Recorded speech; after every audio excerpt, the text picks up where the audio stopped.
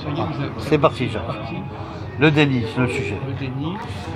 Alors, la stratégie du déni, je ne sais pas donner la réponse comme ça, mais qu'est-ce que vous le déni? Quand vous niez quelque chose, qu'est-ce que vous engagez comme processus? Un processus de...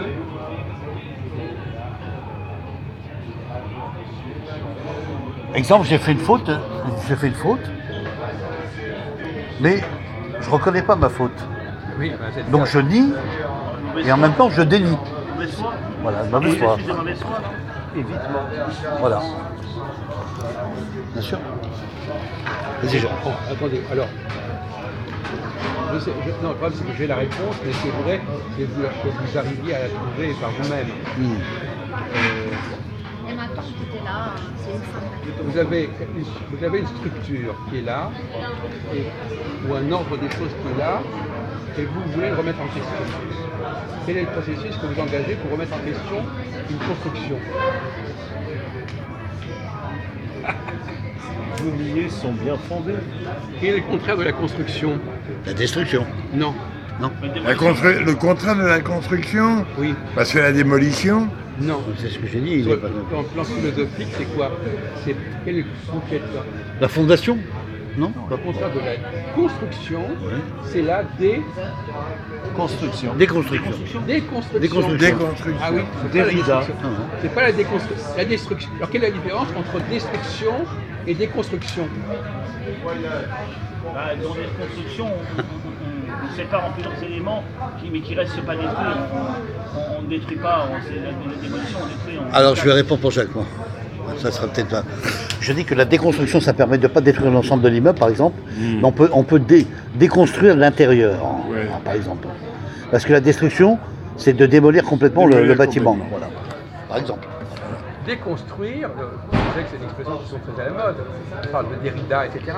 Donc c'est pour ça que je voulais vous engager là-dessus. Le déni, quand je veux être dans le déni de quelque chose qui me gêne, je vais déconstruire. Je vais discréditer, je vais déconstruire, je vais retravailler autrement les choses pour que ça aille dans mon sens. Oui, tu seras en désaccord par rapport à ton projet. Par exemple, les chrétiens déconstruisent le judaïsme. Voilà. C'est vrai. Dans quel sens? Je pense qu'il n'a pas besoin de nous pour se déconstruire. Les juifs eux-mêmes, entre eux, ils sont forts. Ils sont pas Non, mais je veux dire que c'est... Ou par exemple, les femmes qui veulent l'égalité avec les hommes, elles sont dans la déconstruction d'un certain ordre des choses. Bien sûr. On déconstruit un ordre, on veut pas, on le reformule, on le reformate autrement. Ouais. Je ne voulais pas aller plus loin dessus, c'est simplement un petit essai pour que vous réfléchissiez. Donc le piège, c'est que l'opposé de la construction, c'est pas la destruction, c'est la déconstruction. Par exemple, je prends un texte et je le... Alors qu'est-ce que ça veut dire déconstruire un texte, par exemple? Je le modifie. Alors moi je dirais modifier, changer Et les modifier, les phrases, attendez, parce que les phrases, Les fondements, les principes. Non, les phrases, les termes. modifier, c'est autre... Modifier, c'est... Changer les mots. Ah ben non, justement, c'est pas le changer des mots, c'est pas la déconstruction. Ah, bah, peut-être Philippe qui pourrait répondre sur ça. Vu qu'il écrit, qu'est-ce que tu pourrais dire, Philippe? Je suis d'accord avec ce que tu as dit. Qu'est-ce qu'il a dit?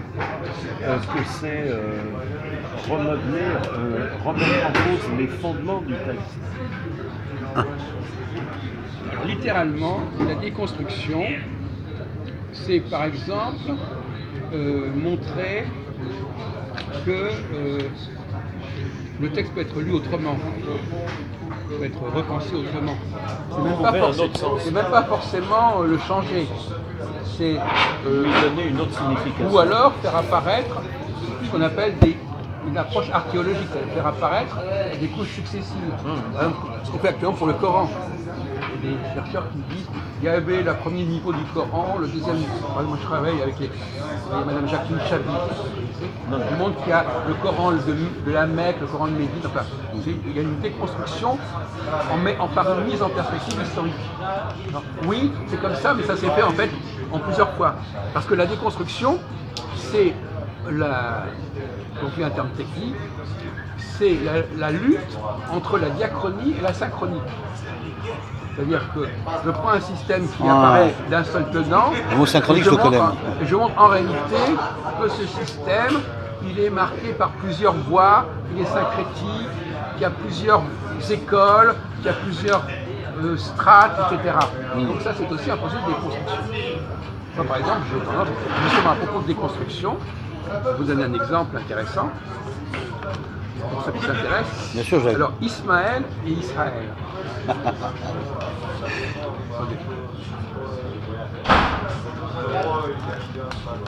Est-ce que, par exemple, est-ce qu'on peut dire, est-ce qu'il y a un parallèle entre Ismaël et Israël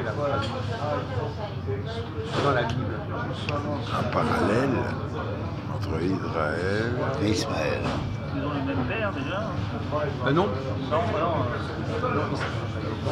oui, c'est pas la même génération. C'est la génération, pardon. c'est la génération d'après. Après, ouais. Qu'est-ce que tu dirais Ils ont un lien, enfin, ouais, Ismaël. Quelle est la différence entre Ismaël et Israël? Alors, Israël, Isma, Asra. Je dirais le terme change. Mais, vous connaissez l'étymologie. Vous savez ce que ça veut dire, Ismaël? En hébreu ou même en arabe, vous savez ce que ça veut dire? Quelle est la racine? je sais pas. C'est basique, vous savez ça. Israël, c'est celui qui a lutté contre Dieu. Et Ismaël? Ismaël, il s'appellera celui qui a un rapport avec un prix. Celui qui est sur Vous le connaissez, territoire. est-ce que vous connaissez le schéma Israël? Vous connaissez la prière du schéma Israël? Schéma Israël? C'est une prière que tout juif connaît, c'est-à-dire vous le connaissez, le schéma Israël? Non. Le schéma Oui, Israël. on fait Et qu'est-ce que ça veut dire, schéma? Adonai Oui, Elohim, ça veut dire quoi, schéma voilà. Israël, en français? En français, ça veut dire quoi? Israël. Ah, Non. Israël. Que Dieu apporte le bonheur sur Non, mais Israël. ne racontez pas n'importe quoi. C'est écoute Israël. C'est écoute. C'est pas le bonheur, je sais pas quoi. C'est écoute. Et Ismaël, ça veut dire la même chose. C'est la même racine. Il a écouté Dieu ou Dieu l'a écouté. Bon. Et alors, Dieu l'a écouté. Ismaël, ça veut dire, c'est le mot arabe Isma. Asma, écoute. Donc voilà. Isma. Bon, vous connaissiez? Ah oui. Eh bien, pourquoi vous n'avez pas donné la réponse? Bah, je sais pas, Ben non, mais c'est pas vu tout de suite. Ah Bon, oui, mais c'est ça le problème. Bon, c'est lui, voilà. Isma, donc voilà. Alors, les gens ont les connaissances, ils ne savent pas les exploiter. Bon. C'est le problème. Bon. Alors, effectivement, alors, entre Ismaël, alors le paradoxe c'est que Ismaël, c'est un rapport avec l'idée d'écoute Israël, paradoxalement, alors que traditionnellement on rapporte ça aux Arabes, aux musulmans. Hein. Et Israël, c'est un sens beaucoup moins intéressant. Ça veut dire il a lutté, c'est la lutte avec l'ange, etc. Donc là, il y a un paradoxe. Un paradoxe. Pourquoi est-ce que nous serions plus les enfants? Alors, le deuxième problème, alors je sais que c'est un peu compliqué, mais on va quand même en parler de choses historiquement connues. Quelle est la différence entre le personnage d'Ismaël, dans son statut familial, dans la fratrie, et le personnage de Jacob, Israël? Parce que Israël, c'est l'autre nom de Jacob. Je ne sais pas si vous le savez, ça. Quelle est la différence entre Jacob et Israël au niveau de la fratrie? Réfléchissez, essayez de puiser dans vos connaissances. C'est bien que vous sortez de... Voilà. Ismaël, c'est qui par rapport à Abraham? Jacob, Ismaël, David. C'est pas son fils. Alors dites à son fils. Vous ne pouvez pas parler clairement? C'est un de ses fils. C'est son fils aîné. fils aîné. Non mais pourquoi son fils? C'est dans le vague. Bon. Et Jacob, Celui qui avait eu après, le cadet. le cadet. Donc Ismaël est l'aîné des fils d'Abraham, et Jacob est le puîné, le cadet des fils d'Isaac. C'est encore aussi un peu étrange ça. Et par exemple, si on prend Caïn et Abel, qui est-ce qui est l'aîné? C'est Caïn, je crois, non? Caïn est l'aîné. Et c'est l'aîné qui est condamné quelque part. Oui, à chaque fois, il y a un aîné, et c'est l'aîné, à pareil, avec qui prend son plat de lentilles, là, c'est toujours l'aîné qui se laisse la place au second. Oui, on avait déjà parlé de ça, non? Je crois, ouais. Bon. Et qu'est-ce que ça vous fait penser, cette histoire du second qui prend la place de l'aîné c'est quoi cette histoire? C'est bizarre. Il y a un déni, oui. Alors comment expliquer ce déni? Voilà. Comment expliquer ce déni? Pourquoi ce déni? Quel est le but de ce déni? Qu'est-ce qu'on cherche? Quand on nie quelque chose, on cherche à prouver quoi? Qu'est-ce qu'on cherche à déconstruire dans le déni? Et vous savez que par exemple, donc on a Ismaël l'aîné qui perd son droit d'aînesse au profit d'Isaac. Et vous savez pourquoi il a perdu son droit d'aînesse?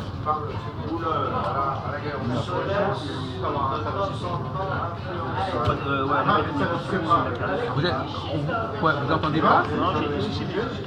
Il faut trop de bruit, vous mettez-vous ailleurs, je ne sais pas si vous avez pas concentré. Alors, pourquoi est-ce qu'il a perdu son droit d'aînesse? Bon, Paul, vous avez dit, Ésaü a perdu son droit d'aînesse à cause du plat de lentilles. Bon. Et Ismaël a perdu son droit d'aînesse à cause de quoi par rapport à Isaac? C'est pas le fils, c'est le premier, mais c'est pas le fils légitime. Oui, C'est pas des biens, voilà, ça c'est non, c'est pas un argument. C'est pas un argument. Parce que les parce femmes. Que c'est la femme de la seconde, la femme la plus vieille d'Abraham, là, celle qui a donné naissance à son fils légitime, là, elle a voulu qu'il parte avec la. Et pourquoi? Sous quel prétexte? Parce qu'en réalité, le fait d'avoir qu'un homme juif est un enfant avec une femme, une servante, c'est pas, si du moment que c'est fait dans le cadre de la famille, avec l'accord de la mère, c'est pas un problème. Il y a des enfants, des fils de Jacob, qui sont nés de servantes. Donc c'est pas le problème. Vous savez pas? Je me souviens plus, non. Vous savez pas, vous n'avez jamais su. C'est parce que. Non mais, parce que c'est des éléments qu'on connaît très mal. Et la clé du problème, c'est le nom d'Isaac. Qu'est-ce que ça veut dire Isaac? Quelle est la racine? Vous savez pas? J'ai su ça, mais ça ne me revient pas là. Mais... C'est Hilari. Ah oui, il a ah, oui. Non, mais on est là aussi pour vous donner, pour faire monter un peu le niveau de connaissance. Il arrive. Alors, est-ce qu'il y a un rapport entre le fait que le deuxième fils s'appelle Hilari, et le fait qu'Ismaël, c'est dommage que Ismaël, lui, il ait perdu son droit d'aînesse. Non mais je sais que c'est compliqué, mais c'est simplement une forme de pédagogie pour que ça rentre dans votre tête.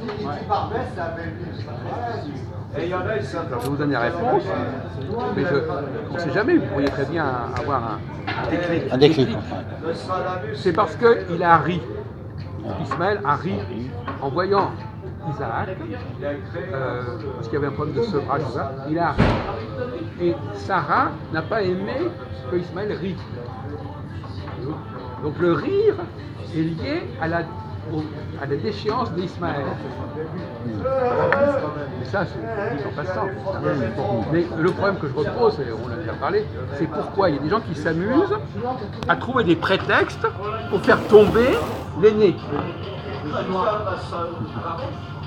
Est-ce que c'est normal qu'on invente des histoires et qu'on raconte tout d'un coup, ah ben l'aîné, non, il n'a pas fait ce qu'il fallait.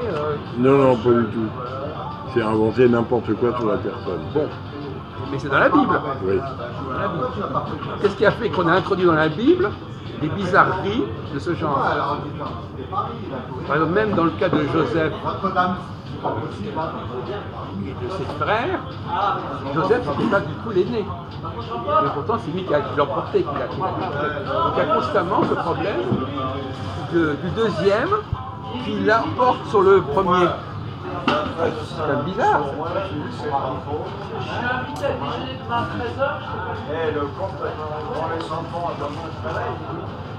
Bon, donc on en avait déjà parlé de cette question, je viens simplement de récapituler. Est-ce que vous avez en tête pourquoi on s'est amusé à déboulonner l'aîné? Ça vaut d'ailleurs aussi pour, peu importe, le déboulonnement de l'aîné, disant, ben oui, celui qui était en haut, de même par exemple la chute d'Adam.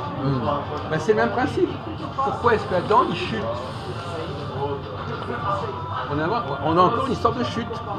On invente constamment des processus de chute. Ah, il a chuté, il a fauté, il a péché, etc. il n'est plus à la hauteur, il n'est plus en position de force. Parce que l'aîné, au tout départ, là, Caïn, il avait tué Abel, donc c'est pour ça les aînés sont punis. Non mais Adam lui-même, est-ce qu'il a perdu, il a été expulsé? Il a été expulsé du jardin d'Éden, c'est aussi une façon de le déboulonner. Oui, aussi, oui. Donc il y a une espèce de complot quelque part Et de refus. pour faire tomber. On a constamment l'idée, on va trouver une raison pour que le type qui était en haut, il descende. J'essaie de le coincer. Bon, c'est glauque comme situation. C'est dingue. Vous avez pensé à ça? On en avait parlé. Quelle est l'origine de ce conflit, M. Friedman? Il y a un fait historique qui explique que la Bible aurait été réécrite dans cet esprit-là. Elle a été modifiée, elle a été trafiquée. Oui, bien sûr. Mais à quel moment ça a été fait? Par qui? Vous pensez que Jean-Paul nous aiderait? Les rabbins? Mais non, on est dans une période plus ancienne. Les rabbins, qu'est-ce qu'ils ont fait les rabbins? Quoi les rabbins? Qu'est-ce qu'ils ont les rabbins? Qu'est-ce qui s'est passé à la mort de Salomon? Vous savez ça? Quoi? Non. Les deux États, là. Oui, les deux Ouais, c'est États. ça. Oui. Pour justifier un État contre un autre, ils ont Oui. modifié. Non, c'est ça. Les gens étaient dominés par le royaume de David, par l'épée de David. Ils ont dit on en a assez. Ah ouais, c'est ça. Donc ils ont rejeté le pouvoir. Et c'est eux qui ont trafiqué la Bible pour montrer que ceux qui avaient le pouvoir n'avaient pas vraiment le pouvoir et que ceux qui n'avaient pas le pouvoir devaient l'avoir, etc. Voyez-vous, toute la Bible a été retrafiquée à la lumière de cette rivalité entre le royaume du Nord et le royaume du Sud. Le royaume du Nord qui était colonisé par le royaume du Sud et qui à un moment donné a voulu s'émanciper du royaume du Sud, qui était le royaume de Judée et de Jérusalem. Donc là, donc est-ce qu'on peut dire qu'il y a une déconstruction du récit biblique à la lumière de cette rivalité? On trafique le récit biblique, et donc tous ces récits, tous ces scénarios où l'on dit ah mais oui, lui il était là en premier, mais finalement c'est pas lui qui va rester, etc.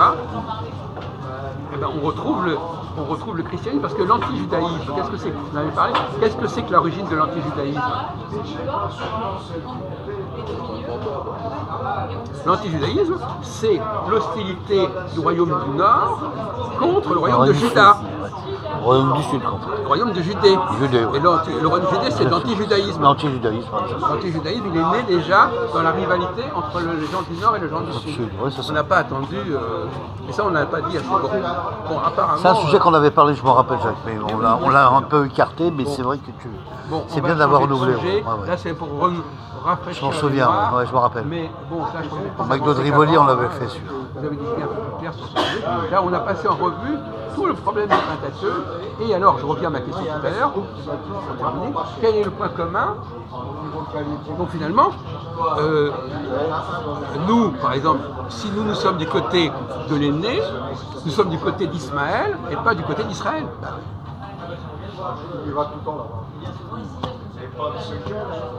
Et vous savez que les musulmans, ils considèrent que le sacrifice d'Abraham, il s'est fait aux dépens d'Ismaël et pas d'Isaac. Donc finalement, on serait plutôt des Bnei Ismaël que des Bnei Israël. Les Juifs. Parce que le mot juif, ça vient de Judée d'ailleurs. Judéo-juif. Donc les Juifs, ils sont du côté du royaume de Judée. Le royaume de Judée, c'est le royaume de l'aîné. Alors, est-ce que vous savez que Ismaël, qu'est-ce qu'on dit à propos d'Ismaël? Il sera le père de... On parle même des 12 tribus. Les 12 fils, les 12 tribus d'Ismaël. Bien avant de parler des tribus d'Israël. Donc, on peut dire que la théorie des tribus d'Israël est calquée sur les tribus d'Ismaël. exactement. Ça va encore plus loin que ça. Ça, c'est dans le Coran qu'il en parle ou dans la Bible? Dans la Bible. La Bible, ils en parlent. Oh, Dans la Bible. Il est dit, il y a 12 tribus. Quelle est votre question? Non, on n'est pas dans la Bible. Non mais quelle est votre question? On parle des 12 tribus d'Ismaël, c'est vrai? Oui, oui, absolument. tu l'as pas assez potassé, Jean-Paul, la Bible, non? Non mais, Moi, j'en ai une, quand donc même. là on est dans une nouvelle réflexion où on essaie de se débarrasser de tout un schéma qui a voulu faire tomber, chuter l'aîné, celui qui était en place, Ah, oui. dans une déconstruction. Et il faut quand même réagir à ça, il faut quand même se poser la question. Et effectivement, même concernant les 12 tribus, on s'aperçoit qu'elles sont calquées sur les 12 tribus d'Ismaël. Mais tu as posé une question tout à l'heure, Jacques. Tu as dit qui a trafiqué les textes bibliques, voilà, de Eh bien, ça. ce sont les scribes Les scribes du royaume du Nord. du Nord, d'accord. Le royaume du Nord était hostile à la domination du royaume du Sud, et donc ils ont réinventé la Bible Recomposé. à leur avantage. À leur façon. En Voilà. montrant, regardez, À leur manière. effectivement, Voilà. c'est ceux qui sont en haut, En haut. qui descendent, etc. C'est ça. Et et la Bible, parce qu'il faut bien savoir que la Bible, elle a été réécrite par les gens du royaume du Nord. Voilà. Et que la Bible Très que nous important. avons reçue aujourd'hui, c'est la Bible qui a été trafiquée par les gens du royaume du Nord. Voilà. Donc il faut la déconstruire pour démolir tout ce qu'ils ont pu inventer à ce niveau-là. Bon, Bravo. on va arrêter. Bon. Désolé, je ne peux pas accorder de...